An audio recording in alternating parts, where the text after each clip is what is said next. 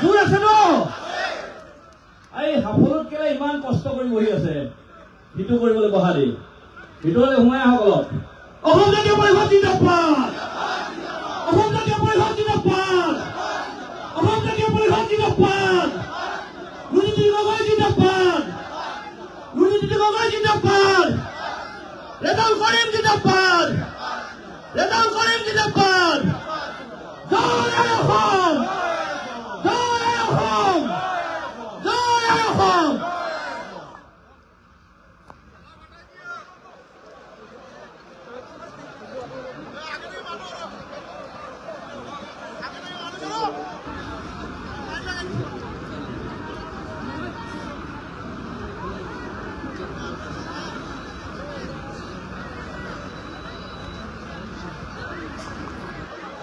অসম জাতীয় পৰিষদৰ বিন্নাগান্ধী সমষ্টিত হোজাই জিলাৰ বিন্নাগান্ধী সমষ্টিত আয়োজন কৰা বিশেষ যোগদান কাৰ্যসূচী, বৃহৎ যোগদান কাৰ্যসূচীৰ সভাপতি আমাৰ হোজাই জিলাৰ সভাপতি লুৎফুৰ ৰহমান ডাঙৰীয়া, ইতিমধ্যে মঞ্চৰ পৰা বিদায় লোৱা আমাৰ দলৰ কাৰ্যকৰী সভাপতি ৰাজেন গোহাঁই ডাঙৰীয়া, উপ সভাপতি দেৱজিৎ বৰুৱা ছাৰ, সম্পাদক ৰাজু ফুকন, চিত্ৰৰঞ্জন বসুমতাৰী, বাণী দাস ডাঙৰীয়া, মানিক গগৈ ডাঙৰীয়া, সম্পাদক গিৰিং তালুকদাৰ ডাঙৰীয়া, যুটীয়া সম্পাদক অচ্যুত শইকীয়া ডাঙৰীয়া, যুটীয়া সম্পাদক হেমন্ত হালৈ ডাঙৰীয়া,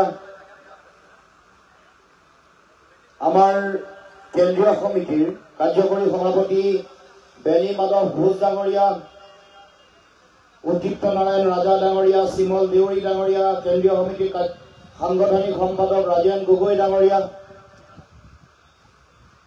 মৌচুমী শৰ্মা ডাঙৰীয়ানী মহিলা শক্তিৰ কেন্দ্ৰীয় সমিতিৰ সম্পাদিকা, জাতীয় যুৱ শক্তি কেন্দ্ৰীয় সমিতিৰ সভাপতি অংকুৰ প্ৰতিম গগৈ ডাঙৰীয়া, আমাৰ মাজলৈ জাৰিফা ৱাহিদ ডাঙৰীয়ানী আহি আছে, আমাৰ দলৰ যুটীয়া সম্পাদিকা। ইয়াৰ উপস্থিত আমাৰ দলৰ হোজাই জিলা সমিতিৰ সম্পাদক মীন হাজকে প্ৰমুখ কৰি জিলা সমিতিৰ বিষয়ববীয়া কৰ্মকৰ্তাসকল, নগাঁও জিলা সমিতিৰ পৰা ইয়াত সমবেত হোৱা জিলা সমিতিৰ সন্মানীয় বিষয়ববীয়া কৰ্মকৰ্তাসকল, অসম জাতীয় পৰিষদৰ বিভিন্ন পৰ্যায়ৰ পঞ্চায়ত সমিতি, বুথ সমিতিৰ সন্মানীয় বিষয়ববীয়া কৰ্মকৰ্তাসকল, উপস্থিত আমাৰ অতি শ্ৰদ্ধাৰ পিতৃতুল্য জ্যেষ্ঠ ব্যক্তিসকল, সন্মানীয় শিক্ষাগুৰু, আমাৰ অতি শ্ৰদ্ধাৰ আই মাতৃসকল, অতি শ্ৰদ্ধাৰ সাংবাদিক বন্ধুসকল, উপস্থিত বিন্নাকান্দিবাসী ৰাইজ, মই সকলোলৈকে মোৰ ফালৰ পৰা শ্ৰদ্ধা জনাইছো, সকলোকে মই সেৱা জনাইছো আৰু সকলোৰে আশীৰ্বাদ বিচাৰিছো। ভগৱান আল্লাহৰ ওচৰত দোৱা বিচাৰিছো যাতে অসমৰ কাৰণে, অসমৰ মানুহৰ কাৰণে যাতে সদায় আমি কাম কৰি যাব পাৰো। অসমৰ মাটিত সকলো জাতি জনগোষ্ঠীৰ মাজত সমন্বয়, অসমৰ মাজত সাম্প্ৰদায়িকতাৰ বিষবাষ্প সৰ্বকালৰ কাৰণে উৎখাত কৰিবৰ কাৰণে আমি যাতে সদায় কাম কৰিব পাৰো, যুঁজিব পাৰো, তাৰ কাৰণে সকলোৰে আশীৰ্বাদ দোৱা মই প্ৰথমে কামনা কৰিছো।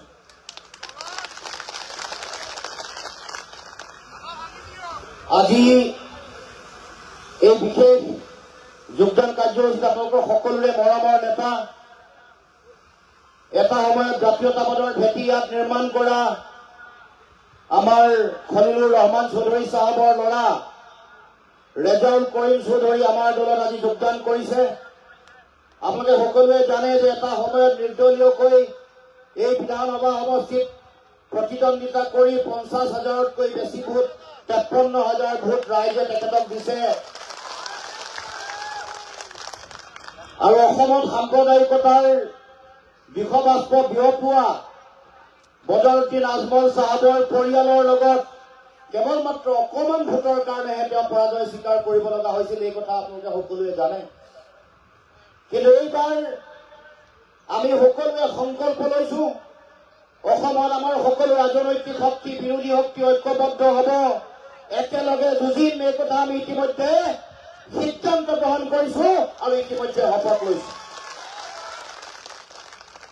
গতিকে চাচাই চলাই থকা যিখন বজাৰ, এখন ৰাজনীতিৰ বজাৰ আৰু এখন ব্যৱসায়িক বজাৰ, দুয়োখন বজাৰ একেলগে আমি উৎখাত কৰিব লাগিব আৰু সেইকাৰণে আমি ইতিমধ্যে সংকল্প গ্ৰহণ কৰিছোঁ।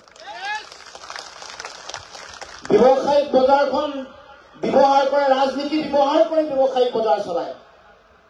এনে ভাল ব্যৱসায় কৰি থাকিলে আপত্তি নাছিলে, কিন্তু ব্যৱসায় কৰিবৰ কাৰণে যেতিয়া ৰাজনীতিক ব্যৱহাৰ কৰে, ৰাজনীতিক ব্যৱহাৰ কৰি মানুহৰ মাজত সাম্প্ৰদায়িকতা সৃষ্টি কৰে, হিমন্ত বিশ্ব শৰ্মাৰ লগত গোপন বুজাবুজি কৰি নিৰ্বাচনত অংশগ্ৰহণ কৰে, হিমন্ত বিশ্ব শৰ্মাৰ লগত গোপন বুজাবুজি কৰি মানুহৰ মাজত হিন্দু মুছলমানৰ বিভাজনৰ ৰাজনীতি কৰে, এই কাম কৰিবলৈ দিয়া নহব, এই কথা স্পষ্ট। হিমন্ত বিশ্ব শৰ্মাই কৈছিলে যে বদৰুদ্দিন আজমলক 100 কিলোমিটাৰ দূৰতো আহিবলৈ নিদিয়ে, 100 কিলোমিটাৰ ভিতৰলৈ সোমাব নিদিয়ে। 100 কিলোমিটাৰ ভিতৰলৈ সোমাবলৈ নিদিওঁ বুলি কৈ বদৰুদ্দিন আজমলক নিজৰ ঘৰৰ পাকঘৰলৈকে লৈ গ'ল, নিজৰ ঘৰৰ শোৱনি কোঠাত সোমোৱাই গ'ল। আমি লোকসভা নিৰ্বাচনত ধুবুৰী লোকসভা সমষ্টিত বদৰুদ্দিন আজমলক 10 লাখ ভোটত হৰুৱাইছো। বদৰুদ্দিন আজমল চাহাবক চাচাক ধুবুৰী লোকসভা সমষ্টিত 10 লাখ ভোটত আমি হৰুৱাইছো। আৰু আজি মই আপোনালোকৰ ওচৰলৈ আহিছো, অহা বিধানসভা নিৰ্বাচনত অসমৰ মাটিৰ পৰা বদৰুদ্দিন আজমলক সৰ্বকালৰ কাৰণে উৎখাত কৰিবলৈ। বদৰুদ্দিন আজমলক অসমৰ মাটিৰ পৰা এআইডিএফে আৰম্ভ কৰা সাম্প্ৰদায়িকতাৰ খেল অসমৰ মাটিৰ পৰা সৰ্বকালৰ কাৰণে নাইকিয়া কৰিব লাগিব, উৎখাত কৰিব লাগিব। তাৰ কাৰণে আটাইতকৈ বেছি গুৰুত্বপূৰ্ণ দায়িত্ব বিন্নাকান্দিৰ ৰাইজে ল'ব লাগিব, এই সমষ্টিৰ ৰাইজে ল'ব লাগিব। 20 বছৰ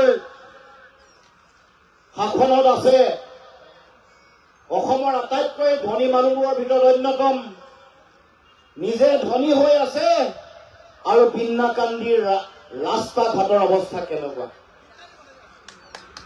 বিন্নাকান্দিত ৰাইজে দেখিছে ৰাস্তা ঘাট কেনেকুৱা অৱস্থাত আছে। চাইকেল চলাব নোৱাৰে, ৰাস্তা পকা হোৱা নাই। সমগ্ৰ অসমৰ সকলোতে ৰাস্তা বনিছে, ইয়াত ৰাস্তা হোৱা নাই। এইকাৰণে আজমল চাহাবে ৰাস্তা নিবিচাৰে, আজমল চাহাবে নিজক ধনী হোৱাটো বিচাৰে, নিজক ধনী হোৱাটো বিচাৰে। আজান চলি আছে, গতিকে সকলোকে নীৰৱতা অৱলম্বন কৰিবলৈ অনুৰোধ জনাইছো।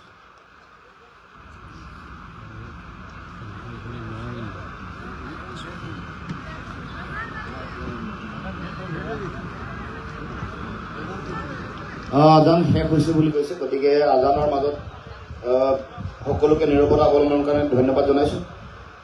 গতিকে ৰাইজ, এতিয়া আজি আপোনালোকৰ মাজলৈ আহিছো। অসমৰ মাটিত আমি যদি সকলোৱে একেলগে থাকিব লাগে, মহাপুৰুষ শ্ৰীমন্ত শংকৰদেৱৰ আদৰ্শ আমাৰ পৰা বৰ বেছি দূৰত নাই।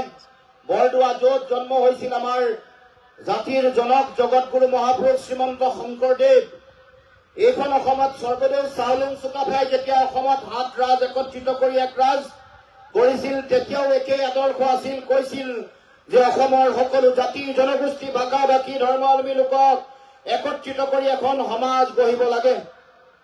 মহাপুৰুষ শ্ৰীমন্ত শংকৰদেৱে যেতিয়া সমাজ গঢ়িছে, তেতিয়াও অসমৰ বিভিন্ন প্ৰান্তৰ পৰা মানুহক তেওঁৰ নিজৰ এই চিন্তাৰ মাজত সকলোকে একত্ৰিত কৰিছে, ধৰ্মত দীক্ষা দিছে।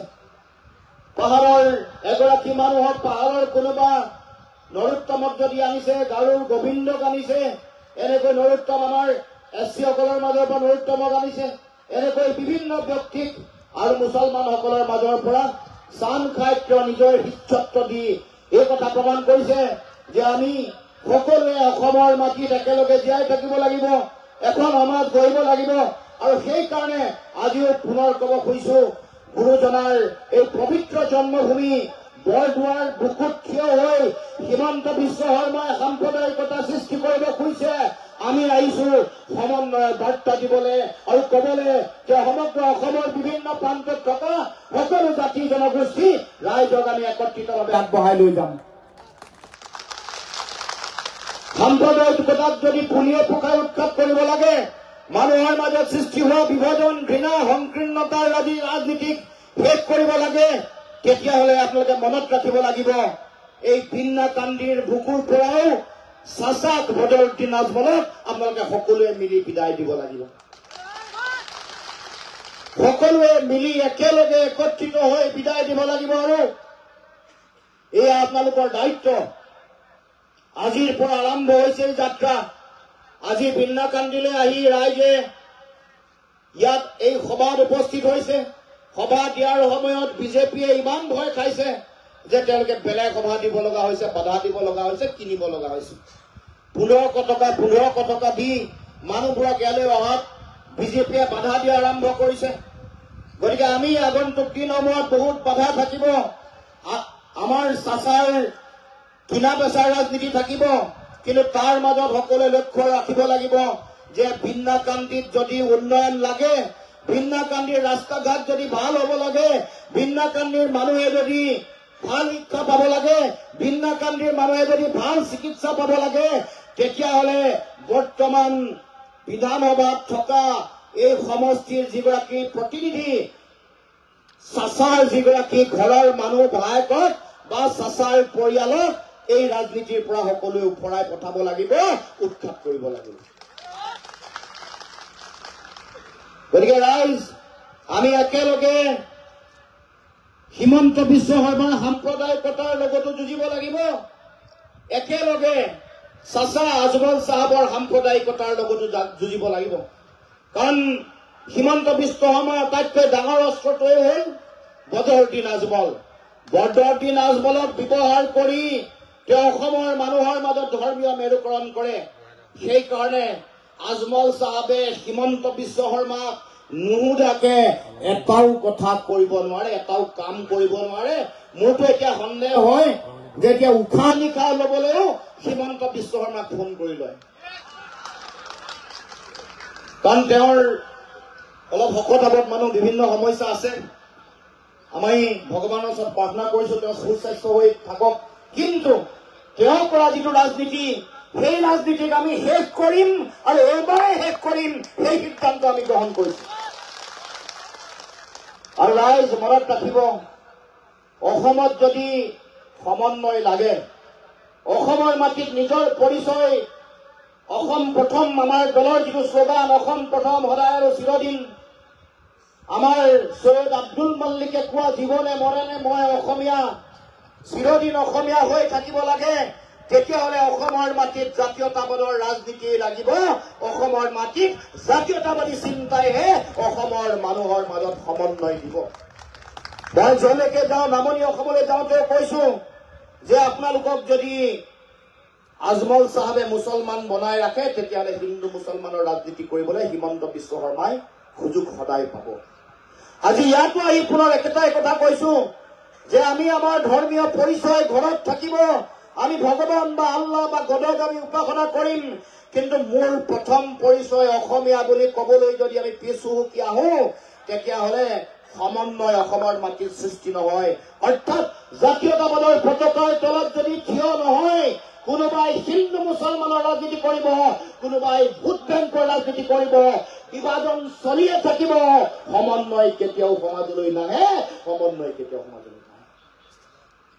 গতিকে সমন্বয় যদি লাগে, প্ৰতিগৰাকী মানুহে উপলব্ধি কৰিব লাগিব, ধৰ্ম যিয়েই নহওক লাগিলে হিন্দু মুছলমান শিখ জৈন পাৰ্চী বুদ্ধ জনজাতীয় ৰাইজ, যোনে জনজাতি বিচাৰি আছে, উচ্চ বৰ্ণ আন আন সকলো মানুহেই যদি মানুহৰ মাজত সমন্বয় বিচাৰে, সকলো জাতি জনগোষ্ঠীৰ সমমৰ্যাদা, সম উন্নয়ন, সম অধিকাৰ যদি বিচাৰে, ভেদাভেদ নাইকিয়া কৰি সমাজখন সমন্বয় আৰু সমতাৰে যদি গঢ়িব খোজে, তেতিয়াহ'লে হাতত থকা একমাত্ৰ বিকল্পটো হ'ল জাতীয়তাবাদৰ ৰাজনীতি।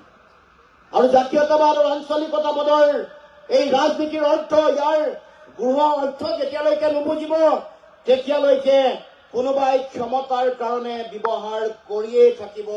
কেতিয়াবা ধৰ্মীয় সংখ্যালঘুসকলক কৰিব, কেতিয়াবা চাহ বাগিচাৰ মানুহক কৰিব, ব্যৱহাৰ কৰি থাকিব, ভোট ল'ব, প্ৰতিনিধি দিছপুৰলৈ যাব। কিন্তু আপোনালোকৰ ঘৰৰ ওচৰৰ ৰাস্তা বোকা হৈয়ে থাকিব, শিলগুটি ৰাস্তাই থাকিব। আপোনালোকৰ বিদ্যালয়সমূহত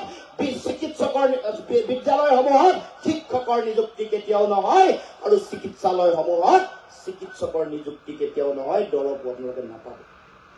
যুঁজিবৰ কাৰণে, সমন্বয়ৰ কাৰণে, মৰ্যাদাৰ কাৰণে আমি প্ৰত্যেকেই জাতীয়তাবাদী ৰাজনীতি সমগ্ৰ অসমৰ বিভিন্ন প্ৰান্তত আৰম্ভ কৰিব লাগিব। গতিকে এই অঞ্চলৰ ৰাইজৰ মাজত জাতীয়তাবাদী চেতনা আছে। খলিলুৰ ৰহমান চৌধুৰী ডাঙৰীয়াক দুবাৰ ৰাইজে বিধানসভাৰ মজিয়ালৈ পঠাইছে। এই কথাই প্ৰমাণ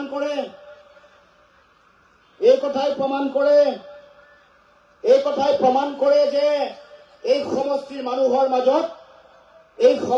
মানুহৰ মাজত জাতীয়তাবাদী চেতনা আছে। গতিকে আমি আগন্তুক দিনসমূহতো এই সমষ্টিৰ পৰা আমি যদি সকলোৱে মন বান্ধো, তেতিয়াহ'লে আগন্তুক দিনসমূহতো আমি জাতীয়তাবাদী প্ৰাৰ্থী বিধানসভাৰ মজিয়ালৈ সকলোৱে পঠিয়াব পাৰিম। তাৰ কাৰণে আমি সকলোৱে আগন্তুক দিনসমূহত দিন ৰাত একাকাৰ কৰি কাম কৰিব লাগিব। একেলগে বিজেপিৰ সাম্প্ৰদায়িকতাৰ বিৰুদ্ধেও যুঁজিব লাগিব, আৰু আনফালে আজমল চাহাবৰ সাম্প্ৰদায়িকতাৰ বিৰুদ্ধেও যুঁজিব লাগিব। আৰু সেইকাৰণে ৰাইজক ক'ব খুজিছো, আপোনালোকে যদি মন বান্ধে, আপোনালোকে যদি সকলোৱে যদি কাম কাজত আজিৰ পৰা নিয়োজিত হয়, আগন্তুক দিনসমূহত আমি এই বিধানসভা সমষ্টিৰ পৰা জাতীয়তাবাদী প্ৰাৰ্থীক বিধানসভালৈ লৈ যোৱাৰ কাৰণে আমি সকলোৱে বাট মুকলি কৰিব পাৰিম। গতিকে ৰাইজ সকলোকে মই আহ্বান জনাইছো, আপোনালোকে আগন্তুক দিনসমূহত আমাৰ ৰেজাউল কৰিম চৌধুৰী ডাঙৰীয়া আপোনালোকৰ সকলোৰে এগৰাকী মৰমৰ ব্যক্তি, যুৱ নেতা, শক্তিশালী নেতা, বিগত দুটা নিৰ্বাচনত খুব ভাল ফলাফল কৰিছে। অকণমান ভোটৰ কাৰণে তেওঁ সফল হ'ব পৰা নাই। গতিকে তেখেতৰ লগত আপোনালোকে সকলোৱে সহযোগিতা আগবঢ়াওক। আপোনালোকে গাঁৱে ভূঞে, চহৰে নগৰে, প্ৰান্তে প্ৰান্তে আমাৰ দলৰ সংগঠন জাতীয়তাবাদৰ পতাকা গাঁৱে গাঁৱে নীল আকাশত উৰুৱাবৰ কাৰণে সকলোৱে দিন ৰাতি একাকাৰ কৰি কাম কাজ কৰক। তেতিয়া আগন্তুক দিনসমূহত আমি আমাৰ সমাজত চলি থকা এই ভয়ংকৰ ৰাজনীতিৰ বিষবাস্প উৎখাত কৰি দিবৰ কাৰণে ভিন্নকান্দিৰ পৰাও এই সাম্প্ৰদায়িকতাৰ ৰাজনীতি নাইকিয়া কৰিবৰ কাৰণে আমি সক্ষম হ'ব পাৰিম। গতিকে উন্নয়নৰ নামত যিমান ৰামঠগন দিছে, ৰাজনীতিৰ নামত যেনেধৰণে মানুহক ব্যৱহাৰ কৰি ব্যৱসায় কৰি আছে, এতিয়া কয় আজমল চাহাবে নিজৰ কাম কৰাৰ কথা যেতিয়াই কয় বিদ্যালয়ৰ কথা কয়, কিন্তু বিদ্যালয় বা শিক্ষা ব্যৱস্থা তেওঁ ব্যৱসায়ৰ কাৰণে শিক্ষা চলাইছে। তেওঁ ইয়াত কোনো চেৰেটি কৰা নাই। মানুহৰ সেৱাৰ কাৰণে, জনসেৱাৰ কাৰণে, মানুহৰ সেৱাৰ কাৰণে কোনো ধৰণৰ বিদ্যালয় খোলা নাই। চিকিৎসালয় যদি খুলিছে তাতো তেওঁ ব্যৱসায় কৰিছে। গতিকে ৰাইজ, যিগৰাকী ব্যক্তি, যিটো পৰিয়াল, তেওঁলোকে ইয়াত কেৱল মাত্ৰ আহি মাজে মাজে তেওঁলোকৰ এই ঘৰটো গেষ্ট হাউচ হিচাপে ব্যৱহাৰ কৰে। মানুহৰ লগত, জনগণৰ লগত তেওঁলোক নাথাকে। কেৱল মাত্ৰ তেওঁলোকৰ নিৰ্বাচনৰ সময়ত, যেতিয়া বহাগৰ সময়ত যেনেকৈ কুলি আহে, নিৰ্বাচন আহিলেই বদৰুদ্দিন আজমলৰ এই বিন্নাকান্দি সমষ্টিলৈ মনত পৰে। এতিয়া চাবচোন যে চাৰিওফালে গাঁৱে ভূঞে ঘূৰি ফুৰিছে। গতিকে মই আপোনালোকক সকলোকে আহ্বান জনাইছো, আজমল চাহাবক উৎখাত কৰিব লাগিব। আৰু সেইকাৰণে কিছুদিনৰ আগত মুখ্যমন্ত্ৰীয়ে যিটো চিনাকি অচিনাকি মানুহৰ মাজত নেৰেটিভ আৰম্ভ কৰিছে, চিনাকি অচিনাকি এই যিটো তেওঁ মানুহৰ মাজত সাম্প্ৰদায়িকতাৰ বিষবাস্প বিয়পাবৰ কাৰণে যিবোৰ কথা কৈছে, সেই কথা বতৰাবোৰ আমি আগন্তুক দিনসমূহত ইয়াৰ উত্তৰ দিব লাগিব। এইখন অসমত কা জাপিটি 53 বছৰত অচিনাকি মানুহৰ পূজা অসমত দিছে। কোনে দিছে? হিমন্ত বিশ্ব শৰ্মাই দিছে। আজি যদি আপোনালোকে দেখিব যে আমাৰ মাটি বিভিন্ন মানুহক, আম্বানী আদানীৰ উপৰিও বিভিন্ন মানুহক তেওঁলোকে দিয়া আৰম্ভ কৰিছে। গতিকে মই আগন্তুক দিনসমূহত সকলোকে আহ্বান জনাওঁ, আপোনালোকে সকলোৱে দলে বলে অসম জাতীয় পৰিষদক যোগদান কৰক। দলে বলে যোগদান কৰি আমাৰ ভেটি শক্তিশালী কৰক। আমি আগন্তুক দিনসমূহত আপোনালোকৰ সহযোগত এই বিধানসভা সমষ্টিয়েও এগৰাকী জাতীয়তাবাদী নেতা বিধানসভাৰ মজিয়াত পাবলৈ সক্ষম হ'ব। গতিকে সকলো ৰাইজৰ সহায় সহযোগিতা আশীৰ্বাদ বিচাৰি মই সকলোকে পুনৰবাৰ ধন্যবাদ জনাই আজি এই যোগদান কাৰ্যসূচীত উপস্থিত থাকি আমাক আশীৰ্বাদ দিয়াৰ কাৰণে, এই কাৰ্যসূচী সফল ৰূপত সমাপন কৰাত সহযোগিতা কৰাৰ কাৰণে মই সকলোকে মোৰ তৰফৰ পৰা আন্তৰিক শ্ৰদ্ধা জ্ঞাপন কৰি সকলো ৰাইজৰ আশীৰ্বাদ বিচাৰি ধোৱা বিচাৰি আগন্তুক দিনসমূহত অসমৰ মাটিত জাতীয়তাবাদৰ বিজয় নিশান আগন্তুক দিনসমূহত স্বাভিমানে উৰিব, সগৌৰৱে উৰিব। যি জাতীয়তাবাদৰ পতাকাৰ তলত আমি আপুনি মই সকলো একেলগে একত্ৰিত হৈ জয় আই অসম ক'ব পাৰিম, সকলোৱে অসমৰ সমাজ আৰু জাতীয় জীৱনক আগবঢ়াই লৈ যাব পাৰিম, আৰু সকলোৱে কান্ধত কান্ধ ধৰি আমি আগবাঢ়ি অসমৰ ভৱিষ্যত সুৰক্ষিত কৰিবৰ কাৰণে, অসম প্ৰথম সদায় আৰু চিৰদিন জিলিকাই ৰাখিবৰ কাৰণে সকলোৱে কাম কৰিব পাৰিম। গতিকে এইখিনিকে কৈ সকলোকে মোৰ ফালৰ পৰা শ্ৰদ্ধা জনাই, মোৰ ফালৰ পৰা আন্তৰিক ধন্যবাদ আৰু কৃতজ্ঞতা জ্ঞাপন কৰি মই মোৰ ফালৰ পৰা ক'বলগীয়া বক্তব্য সামৰণি মাৰিছোঁ। ধন্যবাদ। জয় অসম।